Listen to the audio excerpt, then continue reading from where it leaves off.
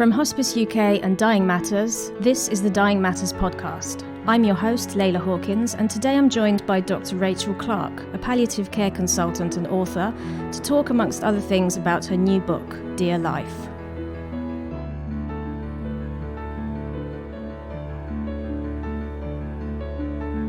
Dear Life is your second book. Your first book, Your Life in My Hands, was about your experiences as a new doctor working for an NHS in crisis. But in this book, you're focusing on your experiences working in palliative care. Why did you decide to write it? Well, it felt very, very important to me to try and write about palliative medicine because although the one thing all of us knows is going to happen to us is the end of our life one day. We're all mortal. That's an essential part of being human. Nevertheless, there's an enormous amount of fear and taboo around the topic of death and dying. That's completely understandable. It's a daunting topic, I think, for anybody. But as a palliative care doctor, I've seen in so many ways the unintended harm and suffering that can come from not talking openly and gently about our own mortality. And I believed very strongly that in trying to explore these issues and have a wider conversation about dying, perhaps I might be able to take away some of that suffering that really doesn't need to be there. In the book, you describe how your, at the time, future husband's mother died in a hospital, and seeing the care that she received was perhaps something that unknowingly sealed your fate as a palliative care doctor. And you describe palliative care as medicine at its best, placing the patient, not the disease, centre stage. What were your early days as a palliative care doctor like? Well, they were very, very daunting because although I passionately felt as though palliative medicine was this extraordinary privilege as a doctor, you only die once. Everybody only has one experience of dying. And so the imperative to try and help people's experiences of dying be as pain-free and suffering-free and full of gentleness and dignity and kindness and meaning as possible, that's an extraordinary thing to do. When I started, although I believed all of that in theory, I didn't know what it was going to be like every day going into work and being surrounded by people who are dying, who are reaching the end of their life. I didn't know if I would have it within myself to cope with that or to find myself burdened by it, feeling, I didn't know if I would feel emotionally overwhelmed. Maybe I wouldn't be cut out for it. And so it was daunting, but I think in my first few weeks, I looked around at all the other staff with whom I worked, the incredible nurses on the ward, the other doctors I worked with, all of the members of the team, the physiotherapists, the occupational therapists, the chaplain, the dietitian. Everybody was united with this one simple aim, which was, how do we help these individuals in the last days or weeks of their lives live as fully and richly as they possibly can? That is the only thing that matters in a hospice and in palliative care. And I realized pretty much from day one that to be worrying about myself and whether or not I could cope in this environment was the absolute height of indulgence. I had a job to do, and my job, like everyone else in the team, was to care for my patients and try and enable them to die with as much grace and dignity as is humanly possible. And so actually, after the first few days, it was easy because there was no way I was going to allow myself to be anxious. I was going to focus on the job in hand, and it has been an absolute privilege to work in medicine. One of the quotes that I really love from the book is, if neurosurgeons are the rock stars of the medical hierarchy, then palliative care doctors are the dowdy support act. Given the importance of what palliative care doctors do, why do you think they're viewed like this? Well, it's very interesting, and there is no denying that we, the palliative care team, are the dowdy support house. We have low status in the hospital. We are definitely not the glamorous end of medicine. We don't go to parties and sort of have people fall at our feet when we reveal that we're a dashing cardiothoracic or Right. brain surgeon. In fact, quite the opposite. When you mention you're a specialist in palliative medicine, people usually slightly flinch away from you at parties and say things like, "I don't know how you could do that." I think, in a sense, from day one of medical school and then all the way through a medical career, doctors are encouraged in many ways to view death as a failure, as our own personal failing as a profession, as a group of doctors. From day one of medical school, you are taught how to save lives, how to diagnose illness, how to fix that illness, and ideally save your patient's life.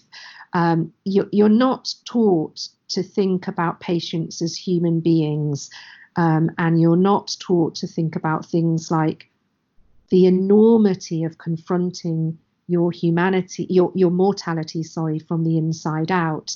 And so, of course, palliative medicine is going to end up shoved to the peripheries of medicine and perceived as this sort of vague and maybe slightly sinister, slightly dark and gloomy aspect of medicine. Who would want to choose a specialty that is defined by failure, in inverted commas, by the absence of cure? But of course, actually, if you reframe medicine and if you regard the goals of medicine as being all about alleviating human suffering and enabling human health and function in the very widest sense, then palliative medicine has an absolutely crucial role to play, because people's fears around their own mortality and their fears of symptoms, difficult, challenging symptoms when they are dying, are very profound. So there's an enormous amount of good you can do there, albeit not the kind that gives you the wow factor at dinner parties. This must also feed into death being viewed as a taboo subject by the general public and people not feeling able to talk about it, if the medical profession themselves are viewing it in this way. Yes, I very much agree with that. I think it's important to remember that doctors are not just these hard-bitten professionals. Doctors are human beings too. Doctors experience grief and loss and witness the deaths of their family members, their loved ones, just like anyone else. And actually, none of us, I would suggest, in modern British culture are really taught how to confront all of that. And perhaps the very simplest fact that it is okay to fall apart with grief. It is okay to be overwhelmed by loss and suffering. It's okay not to know what to say to somebody who has just been diagnosed with terminal cancer. It's okay to be terribly fearful that you might say the wrong thing and you might somehow make it worse for that individual by saying the wrong thing. None of that is openly acknowledged, and it's certainly not often openly acknowledged within the medical profession. You are not taught those really important messages at medical school, and so you come out and you emerge as freshly fledged doctors with an enormous amount of anxiety about saying the wrong thing to somebody who is dying or who has a diagnosis of terminal illness. Your greatest fear, I think, is not necessarily a taboo of death per se. It is the fear of hurting somebody, of harming somebody by saying the wrong thing. And unless that is confronted and we all as a profession make concerted efforts to help new doctors and experienced doctors feel much more comfortable having these conversations, then in a sense, doctors are almost modelling how not to do it. If they are awkward and shifty and lost for words and use euphemisms and skirt around the facts of death and dying, they are almost setting a bad example, perhaps, to the wider public, that somehow this topic is to be avoided and shied away from. I think doctors can do enormous good by trying to do the opposite, setting an example that it is okay to talk about all of these things, and it's actually okay to get it wrong, to talk about it clumsily. I think the act of attempting to communicate and connect with another human being who is going through grief or loss or terminal illness is itself so powerful and so therapeutic. And not getting the words 100% quite right are not as important as the effort of trying to communicate. In the book, there's also a chapter where you're talking about the lack of beds at the hospital where you were working initially, and you describe patients having to wait in the corridors to the point where hospital trusts recruit doctors specifically to work in something called corridor medicine. Were you expecting to face conditions like this when you were studying to become a doctor? I absolutely wasn't. And I still, even having now been a doctor for 10 years, find it absolutely breathtaking that in a rich, civilized society such as Britain, it is possible for us to leave patients languishing in pain and fear and often life-threatening extremis on trolleys in corridors in our hospitals. That is just completely unacceptable and inhumane. It's barbaric in a rich society. We can do better than that for our most vulnerable members of society, people who are seriously ill. And it is an absolute travesty that in 2020, people are trapped on trolleys in corridors. They are sometimes dying on trolleys in corridors. There are documented deaths of patients in that situation this winter in NHS hospitals, and it is wholly wrong. And this is not a party political point. This is an NHS point. I find it staggering that any government, whatever their political persuasion, would allow this to happen. How can they not fund the NHS sufficiently to stop people dying on a trolley or in a lift or being shunted from one overcrowded part of the hospital to another? If there is one metric of a civilized society, it should be the compassion and care with which we treat each other as we die. And that means ensuring nobody in Britain should ever, ever die on a trolley in a hospital. It's totally wrong. Absolutely. And then when you began working in palliative care, how did it differ? What were your initial thoughts compared to working in a busy NHS hospital? The most striking difference between palliative medicine and the other medical specialties, I would argue, is that in palliative medicine, the whole ethos is about putting the patient and what matters to them centre stage. Whereas, sadly, I think in many other areas of medicine, actually it is diseased body parts that take centre stage. It is your failing heart or your cirrhotic liver or your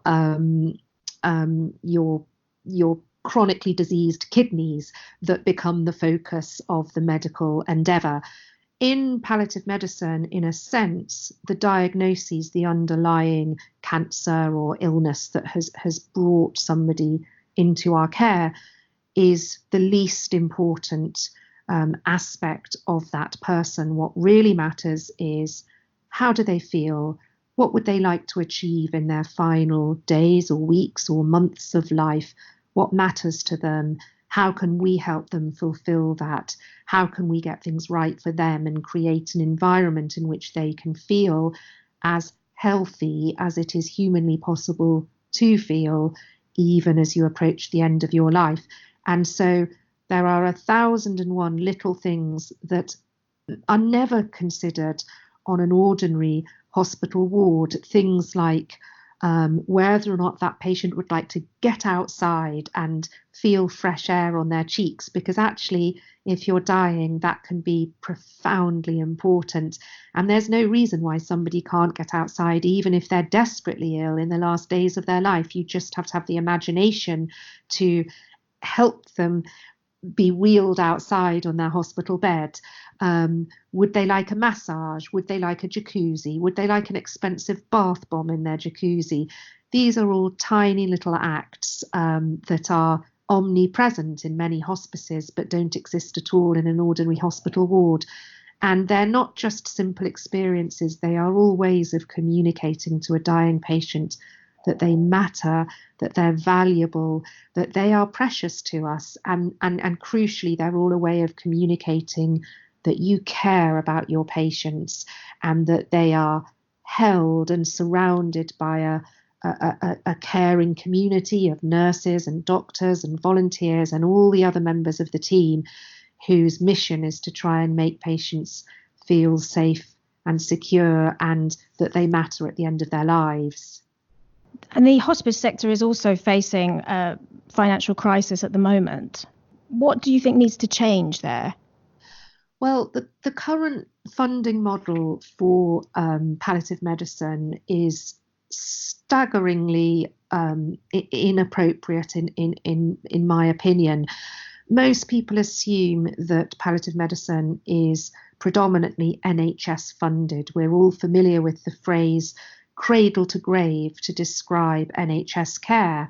And if only that were the case, the vast majority of hospices in the UK, and hospices provide care that reaches out into people's homes all across communities.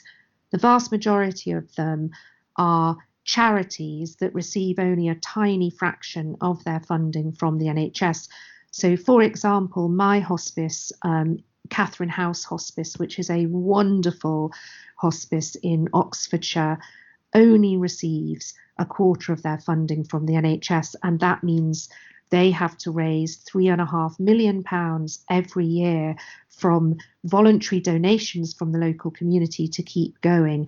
And the fundraising efforts are just astonishing in the local community. There are so many people and local businesses doing their utmost to keep our services going.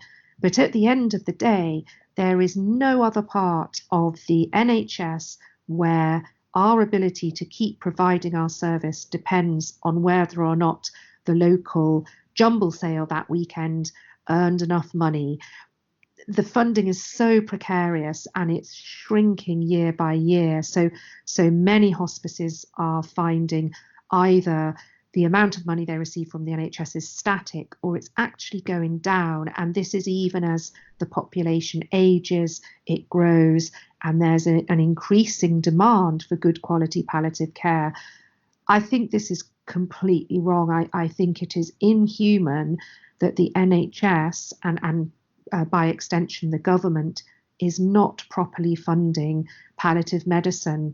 Most politicians will talk the talk about wanting everybody to have as much dignity and comfort at the end of their lives as possible. But why is that talk not being backed up by proper funding? It's just madness that we are a rich society, we are ostensibly a civilized society, and yet we are not providing that NHS funded care for people who are dying. I desperately wish that would change. The book also covers the death of your father a few years ago. Obviously, we know there is no one size fits all when it comes to grief, but how was your experience of coming to terms with the loss of your father? Well, I was really keen to try and write as honestly about this as I could in the book, and that was for the reason that even though I was a palliative medicine doctor, I saw dying and grief and the fallout of grief for families every day of my working life. None of that actually prepared me for how searing and painful and just shocking grief would be personally for me when I lost my father. And I thought it was very telling that no amount of professional experience prepared me for that personally. I was just undone by the grief. I couldn't believe how it seized you, it kind of hijacked you, it left me so often beyond reason, beyond rationality. It made me feel like a little child again, somebody who had no control over her emotions, and that was shocking. It was so visceral and raw for me, and I believed it was important to write about that. I think sometimes doctors believe that they must present themselves to their patients as kind of wise and omniscient and entirely in control of their emotions at all times. And while I definitely aspire to always being like that when I'm caring for the patient in front of me, actually, I think it's really important to acknowledge that doctors are human beings too, and can be as undone by grief as anyone else. Grief is so individual. It hits everybody in a different way. And I wanted to be honest about how devastating it was for me, because I felt as though then I might, I hoped, almost be modeling the honesty with which I would suggest it can be helpful potentially for everybody to talk about death, dying, and its impact on us. If I'm going to suggest that having that conversation is a helpful thing to do, then the very least I need to do is be honest myself about how it felt for me, even if that risks feeling rather vulnerable and opened up in the process. So it was really important for me to write about that as honestly as I could. Did you find that your father's death changed the way that you viewed the grief of your patients' families? So much so. And I was blown away by this. But before my father was diagnosed with terminal cancer, I had always thought of myself as a reasonably empathetic doctor. I thought I tried hard to understand things from my patients and their families' points of view. However, what I discovered when I went through the experience of grief myself was actually how much I was unintentionally making judgments about other people's grief. I almost had in my head an internal hierarchy of who was allowed to feel grief most strongly. Right. And I was really ashamed of that when I recognized that in myself. So, for instance, if you are a parent and you are grieving for the loss of a young child, that in my kind of internal unconscious hierarchy seemed to be the most devastating kind of loss, the kind of loss you would feel most keenly. Whereas perhaps if you were losing a grandparent who was in their 90s, then perhaps you shouldn't grieve so strongly because somehow that person had lived a good long life, and so it was more the natural order of things for them to reach the end of their life. What I discovered when I experienced grief myself was it just blew all of that out of the water, and I recognized how unintentionally judgmental I had been privately in my mind. I think that grief is intimately tied up with how much we love somebody. The more you love someone, the more painful and searing it is to lose them. And that is what defines how strongly and how keenly someone experiences grief. And as a doctor, my one crucial job is to respect whatever patients and their families are feeling and never, ever presume to judge that. But it took the personal experience of grief myself to really appreciate those unconscious judgments I had been making myself. And so I hope that I'm now a better doctor, a more sensitive and empathetic doctor, having been through that experience. How much of your role as a doctor would you say is listening to your patients' stories, whether it's their fears or how they're feeling? So I believe that listening is the absolute bedrock of good medicine. I'm not unique in thinking that. So famously, William Osler, the 19th century, late 19th century professor of medicine, urged his medical students to just listen to their patients. That is what he told them, just listen, because invariably, through paying close attention to what your patient is telling you, you will be able to diagnose what is wrong with them. You don't need a fancy molecular genomics test, latest scan, and so on. Usually from the parents, from the patient's story, you will have a very good idea of what might be wrong with them. And I have always found that personally, the critical thing in making a diagnosis, it's not even laying a hand on a patient, it's not even examining them, it's listening to what they tell you. And on top of that, I believe very strongly that there is a really vital role that listening can play. It is the most powerful way that you as a clinician can communicate that you respect your patient, you care about them, they matter to you, and you are giving them your full undivided attention for all those reasons. You are putting them center stage. There is so much of a modern hospital that makes a patient feel precisely the opposite. Lying on a trolley in an A&E corridor, for example, is a very effective way of making a patient feel as though they don't matter at all. But being in crowded, busy, hectic environments where everybody is running around in a frenzy because there aren't enough doctors, there aren't enough nurses, all of that communicates to patients that they don't matter, they are a burden, they are a problem to be raced through as quickly as possible. If you can actually take a moment, sit down and listen to your patient, you are communicating the opposite. And at the end of the day, it's that makes the doctor-patient relationship therapeutic. Have there been any patient stories that have particularly affected you emotionally, perhaps? I think probably like most doctors, I will carry around in my head until the day I die so many experiences with patients that have really touched me to my core. Right. I can think of a great many patients that I've cared for in palliative medicine.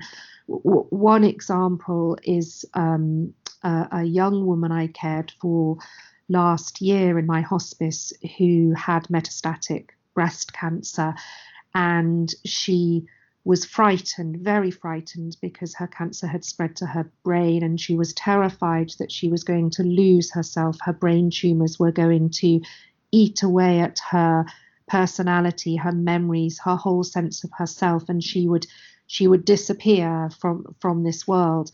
She had a son, and she couldn't bear the thought of that happening and being witnessed by her young son. When she came to the hospice and she gave me permission to tell her story, she wanted people to hear her story, she found that one of the most helpful and therapeutic experiences was actually to be surrounded by the outside world, the natural world around her, where she could see all of the cycles of nature, the dawn of each new day, dusk at the end of the day, the seasons turning, these endless cycles of life and death that are a part of an inescapable part of this natural world we inhabit, and somehow finding herself or locating herself in these natural cycles as a living thing that herself was also coming to the end of her life cycle gave her an enormous sense of solace. And she confronted her final days of life with this extraordinary, hard-fought sense of peace and dignity and simply love for the people around her. She cared so much more for her husband, her son, and the rest of her family than she ever did for herself. And I take that example with me wherever I go now in medicine. It seemed to me that here was a woman who just exemplified the very best of human nature, all the strength and quiet dignity that a human being is capable of. And it's impossible to not be touched by that and not to be humbled and astonished, really, by what human beings are capable of. That is remarkable. Now, your father was a doctor, but you didn't initially follow in his footsteps. You first became a TV journalist, and you covered some quite hard-hitting subjects, like the civil war in Congo, for example. So what led you to that line of work? Well, at its simplest, from very early childhood onwards, I loved words, writing. I devoured books. I was obsessed with choosing my 8 books every weekend from the library. I couldn't believe you were allowed so many. And I loved trying to express myself in words. I was always writing stories from a very early age. And then as I became older, I could see the power of words, the fact that as a journalist, in telling a human story, you could not only describe the world, but you might be able to change the world as well. And that's a very idealistic reason for going into journalism. But I believed that in trying to tell stories, to bring people's stories to light, that was a way of doing good.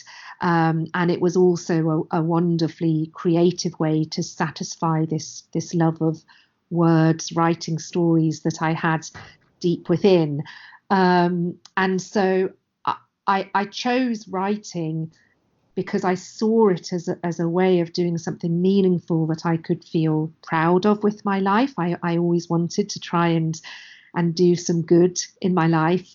And going out into countries like the Democratic Republic of Congo, where at the time there was a raging civil war that had claimed more civilian lives than some of the most serious world wars we've ever seen. Mm-hmm. That's a really fulfilling thing to do. Also, I have to say, terribly frightening and not at all what I ever imagined myself doing.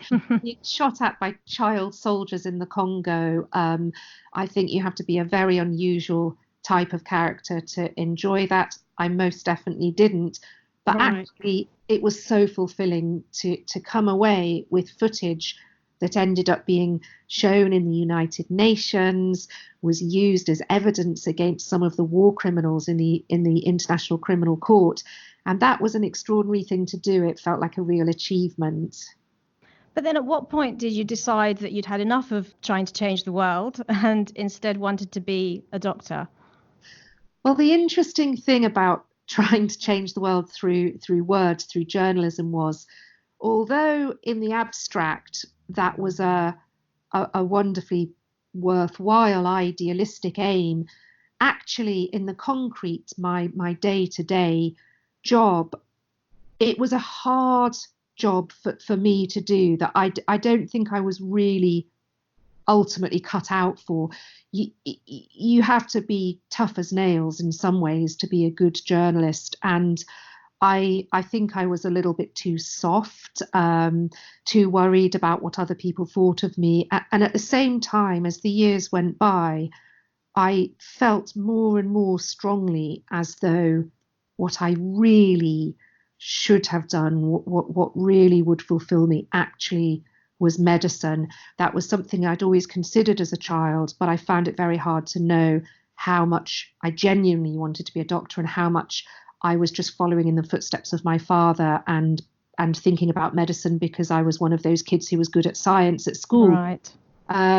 So that feeling just grew and grew. But once I'd made the decision, it just felt right. And from day one of medical school, I felt as though I was doing the thing I was born to do. And I've never lost that feeling. I absolutely love being a doctor in a way that actually I never did love being a journalist. It's just sometimes hard to figure that out at the time.